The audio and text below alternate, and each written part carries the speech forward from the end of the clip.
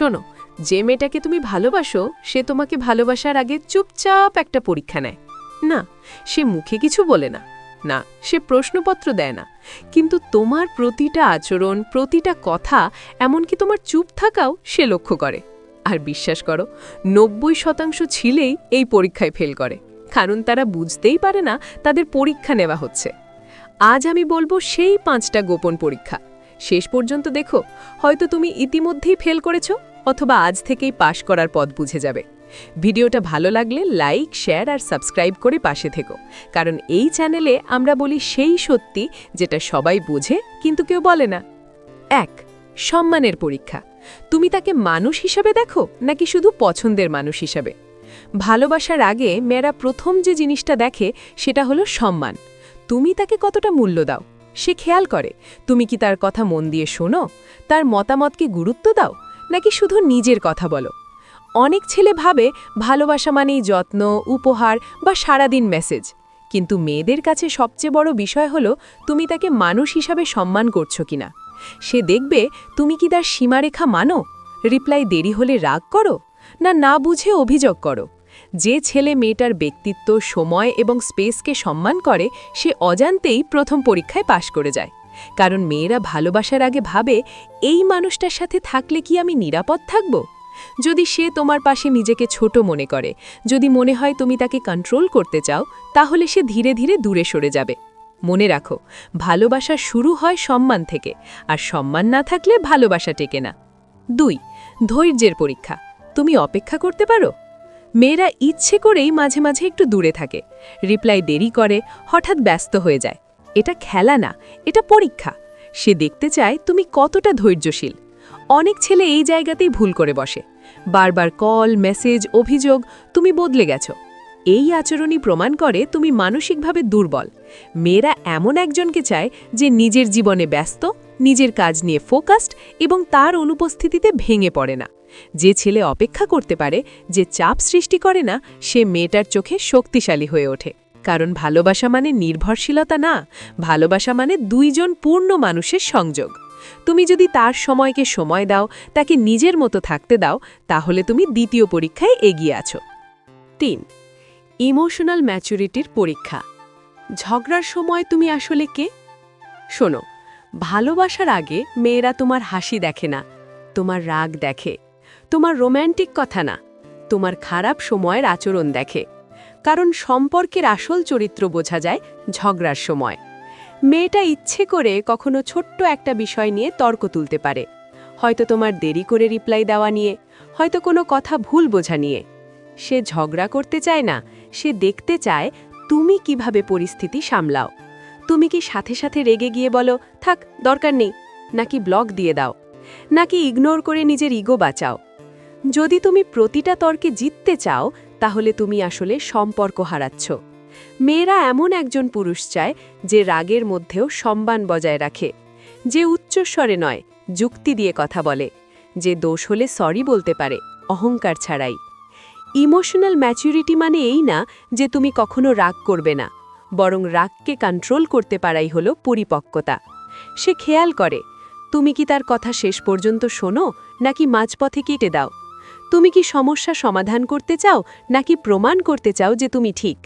ভবিষ্যতে বড় ঝড় আসবে, ভুল বোঝাবুঝি হবে, পরিবার নিয়ে চাপ আসবে, জীবনের টেনশন আসবে।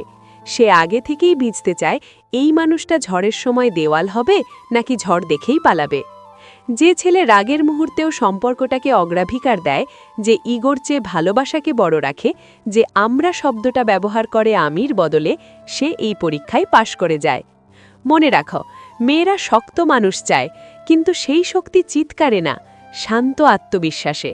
ঝগড়ার সময় তুমি যদি স্থির থাকতে পারো, তাহলে তার মনে একটা বিশ্বাস জন্মায়, এই মানুষটার সাথে থাকলে আমি নিরাপদ। আর বিশ্বাস জন্মালে ভালোবাসা নিজে থেকেই গভীর হয়ে যায়। 4. ধারাবাহিকতার পরীক্ষা। শুরু যেমন শেষও কি তেমন? শোনো, ভালোবাসার শুরুটা সবারই সুন্দর হয়, সবারই সময় থাকে, আগ্রহ থাকে, উত্তেজনা থাকে। কিন্তু মেয়েরা শুরু দেখে না, সে দেখে তুমি কতদিন একই থাকো। প্রথম সপ্তাহে তুমি সকাল রাত মেসেজ দাও, তার খোঁজ নাও, তার পছন্দ অপছন্দ জানার চেষ্টা করো। কিন্তু 1 মাস পর মেয়েরা খুব সূক্ষ্মভাবে লক্ষ্য করে তোমার কণ্ঠের আগ্রহ কমে গেছে কিনা, তোমার যত্নটা অভ্যাস হয়ে গেছে কিনা, নাকি সত্যিই তুমি তাকে গুরুত্ব দিচ্ছ। কারণ সাময়িক ইমোশন সবাই দেখাতে পারে, কিন্তু ধারাবাহিকতা দেখাতে পারে খুব কম মানুষ। সে ইচ্ছে করেই কখনো একটু কম আগ্রহ দেখাবে। দেখবে তুমি একইভাবে আচরণ করো কিনা। তুমি কি তার আচরণের ওপর ভিত্তি করে বদলে যাও, নাকি নিজের চরিত্রে স্থির থাকো? যদি তুমি আজ খুব কেয়ারিং আর কাল ঠান্ডা, তাহলে সে কনফিউজ হয়ে যাবে। তার ভেতরে একটা ভয় তৈরি হবে, এই মানুষটা কি স্থায়ী? মেয়েরা ভালোবাসার আগে স্থিরতা খোঁজে। সে জানতে চায় তোমার মন কি সহজে বদলায়, তুমি কি সামান্য মন খারাপ হলেই দূরে সরে যাও। ধারাবাহিকতা মানে সারাদিন মেসেজ না, ধারাবাহিকতা মানে তোমার সম্মান, তোমার ভ্যালু, তোমার আচরণ একই থাকা। তুমি যদি ব্যস্ত থাকো তবুও সম্মান দেখাও, সময় কম হলেও সত্যিকারের আগ্রহ রাখো, মুড খারাপ হলেও তাকে অসম্মান না করো। এই জিনিসগুলো মেয়েরা চুপচাপ নোট করে রাখে। যে ছেলে সময়ের সাথে বদলে যায় না, যে শুরুতে যেমন ছিল পরে তেমনই থাকে, সে মেয়েটার মনে নিরাপত্তা তৈরি করে। আর মনে রাখো, ভালোবাসা উত্তেজনায় শুরু হয়, কিন্তু টিকে থাকে ধারাবাহিকতায়। তুমি যদি নিজেকে স্থির রাখতে পারো, তাহলে সে বুঝবে এই মানুষটা শুধু মুহূর্তের জন্য না, ভবিষ্যতের জন্যেও। আর ঠিক তখনই তুমি এই পরীক্ষায় পাশ করে যাবে। 5. আত্মমূল্যের পরীক্ষা। তুমি নিজেকে কতটা মূল্য দাও? শোনো, মেয়েরা কখনো এমন একজনকে ভালোবাসে না যে নিজের জীবন ভুলে শুধু তাকে আঁকড়ে ধরে থাকে।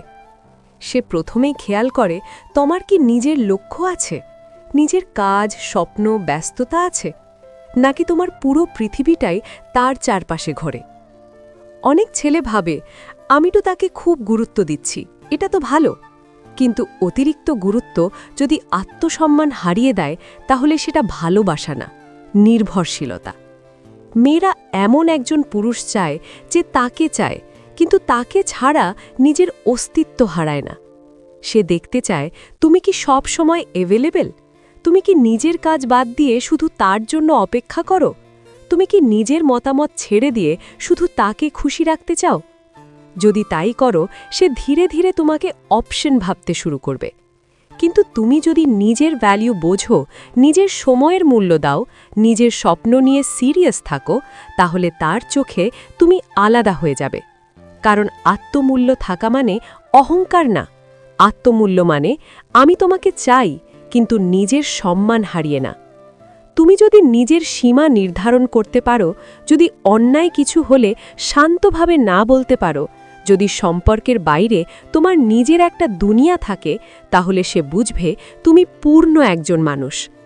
আর মনে রাখো, মেয়েরা সব সময় সেই মানুষটার প্রতি আকৃষ্ট হয় যে নিজের জীবন নিয়ে ব্যস্ত, নিজের মান বজায় রাখে এবং ভালোবাসাকে ভিক্ষা না করে যোগ্যতা দিয়ে অর্জন করে। এখন নিজেকে প্রশ্ন করো, তুমি কি তাকে পাওয়ার জন্য নিজের ভ্যালু কমিয়ে দিচ্ছ, নাকি নিজের ভ্যালু ধরে রেখে তাকে চাইছ? যদি নিজের আত্মসম্মান অটুট থাকে, তাহলে ভয় পাওয়ার কিচ্ছু নেই। কারণ যে পুরুষ নিজের মূল্য বোঝে, তাকে হারানোর ভয় মেয়েরই বেশি থাকে। কমেন্টে লিখে দাও, আমি নিজের ভ্যালু জানি। ভিডিওটা যদি তোমার চোখ খুলে দেয়, তাহলে লাইক দাও, শেয়ার করো আর সাবস্ক্রাইব করে পাশে থেকো। কারণ এখানে আমরা ভালোবাসার সেই সত্যি বলি, যেটা বুঝলে তুমি আর কখনো অপশন হবে না, তুমি হয়ে উঠবে প্রাধান্য।